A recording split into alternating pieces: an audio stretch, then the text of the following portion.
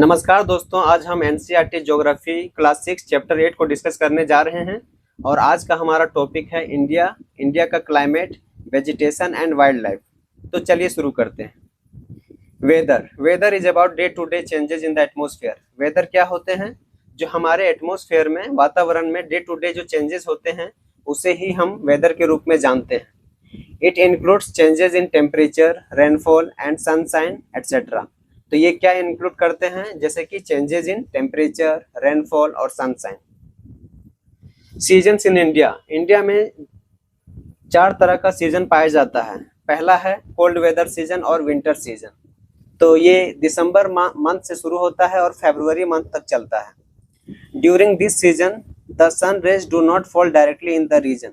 तो इस सीजन के दौरान जो सन का रे है वो डायरेक्टली इस रीजन के ऊपर नहीं पड़ता है। As a result the temperature are quite low in northern India.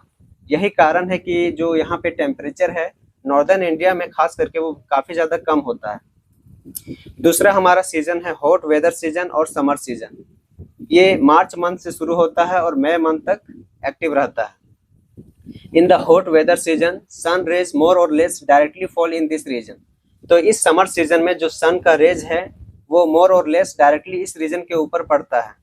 Temperatures becomes very high, और जो तापमान है, टेम्परेचर है, वो बहुत ज़्यादा हाई हो जाता है। इवन कहीं कहीं पे तो 45 डिग्री टेम्परेचर तक चला जाता है।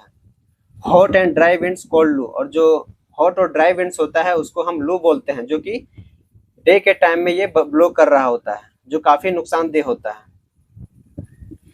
नेक्स्ट है साउथ वेस्ट मानसून सीजन और रेनी सीजन। ये जून मंथ से लेकर सितंबर मंथ तक रहता है। This season is marked by the onset and advance of monsoon. तो ये सीजन आते ही हमें पता चल जाता है कि मानसून सीजन आ चुका है। The wind blow from the Arabian sea and bay of Bengal towards the land. जो विंड्स है, हवा है, वो अरबियन सी और बे ऑफ बंगाल से उठता है और लैंड की तरफ मूव करना शुरू हो जाता है। They carry moisture with them, और अपने साथ वो मॉइस्चर कैरी करते हैं। When this wind strikes the mountain barriers, rainfall occurs। और यही जो विंड है वो माउंटेन बैरियर्स को जब स्ट्राइक करते हैं या हीट करते हैं तो बारिश करवा देती है। सीजन्स ऑफ रिट्रीटिंग मानसून और ऑटमन सीजन। तो इसका जो अक्टूबर मंथ और नवंबर मंथ के बीच में ये रहता है। Winds move back from the mainland to the bay of Bengal. जो विंड्स है वो वापस mainland से बे ऑफ बंगाल की तरफ मूव करना शुरू करती है। This is the season of retreating monsoon, और यही रिट्रीटिंग मानसून का सीजन है। The southern part of India particularly Tamil Nadu and Andhra Pradesh receive rainfall in this season. और इस सीजन में खास करके जो सदर्न पार्ट है इंडिया का, खास करके तमिलनाडु और आंध्र प्रदेश, वहाँ पे बारिश करवाती है। नेक्स्ट टॉपिक है हमारा क्लाइमेट। तो climate is about the average weather condition which has been measured over many years. तो क्लाइमेट क्या होता है? जो एवरेज वेदर कंडीशन होता है, जब उसको हम बहुत सालों को मिला के जब उसको हम एवरेज उसका निकालते हैं तो उसे हम क्लाइमेट के रूप में जानते हैं। The climate of India has broadly been described as monsoon type. और ब्रॉडली देखा जाए तो इंडिया का किस टाइप का क्लाइमेट होता है? तो monsoon type.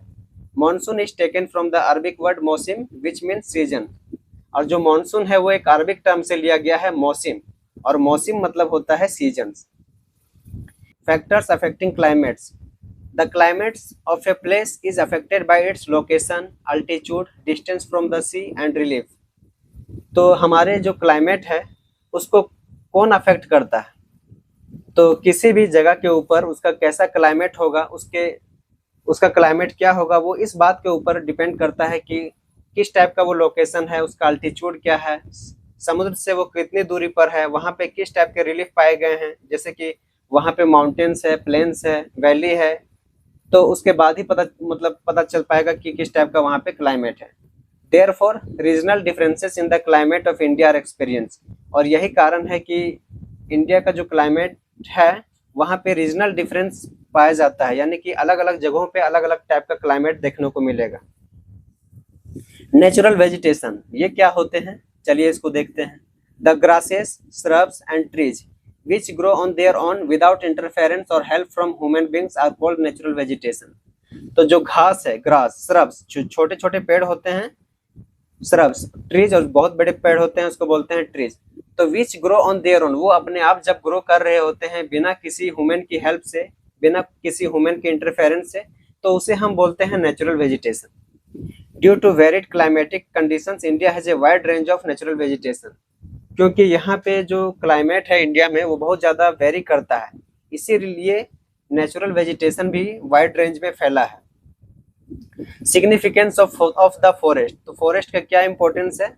Forest are the natural habitat of wild life. Forest जो है वो नेचुरल हैबिटेट है वाइल्ड लाइफ यानी जंगली जीवन के लिए उनके निवास स्थान के रूप में ये काम करता है, वहाँ पे वो आराम से रहते हैं, एक तरह से फॉरेस्ट उनकी घर है। Forest perform various important function such as providing oxygen, absorbing CO2, improving quality of soil, controlling soil erosion etcetera.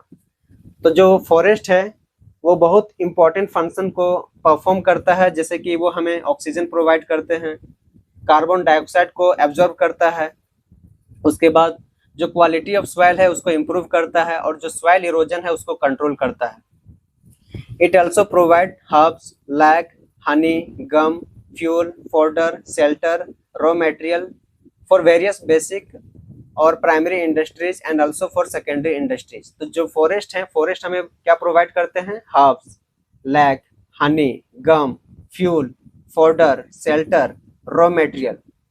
Primary industry के लिए ये यूजफुल तो होते ही हैं, साथ ही साथ ये सेकेंडरी इंडस्ट्रीज में भी इसका बहुत ज़्यादा इंपॉर्टेंट है। It provides various medicinal plants for treatment and the cultural significance of forest is very high.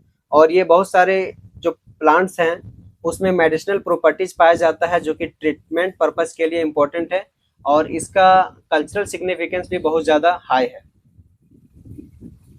तो ये टॉपिक हमारा खत्म हुआ, उससे पहले इसमें और कुछ दिए हैं उसको भी देख लेते हैं, जैसे कि interesting points. Tiger is the national animal of India. तो जो टाइगर है वो इंडिया का नेशनल एनिमल है। Peacock is a national bird of India, और पीकॉक नेशनल बर्ड है इंडिया का। Gir national park is home to Asiatic lions, और जो एशियाटिक लायंस है उसका होम क्या है? गिर नेशनल पार्क। और ये जो गिर नेशनल पार्क है वो आपको गुजरात में देखने को मिल जाएगा।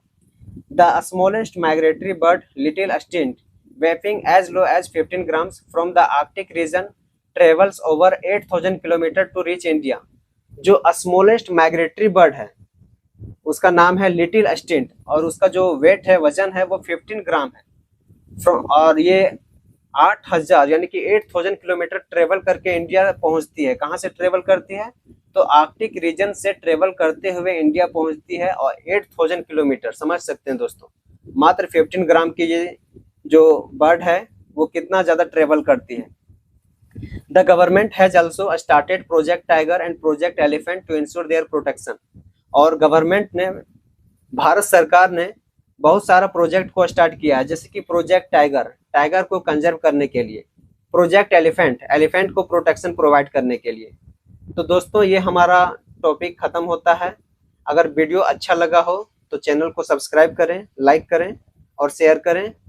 ये ज्योग्राफी NCERT क्लास 6 का पूरा सेक्शन को हमने कवर कर लिया है, इसको मैं एक अलग प्लेलिस्ट में प्रोवाइड कर दूंगा, वहां से आप बाकी सेक्शन को, बाकी चैप्टर को देख सकते हैं।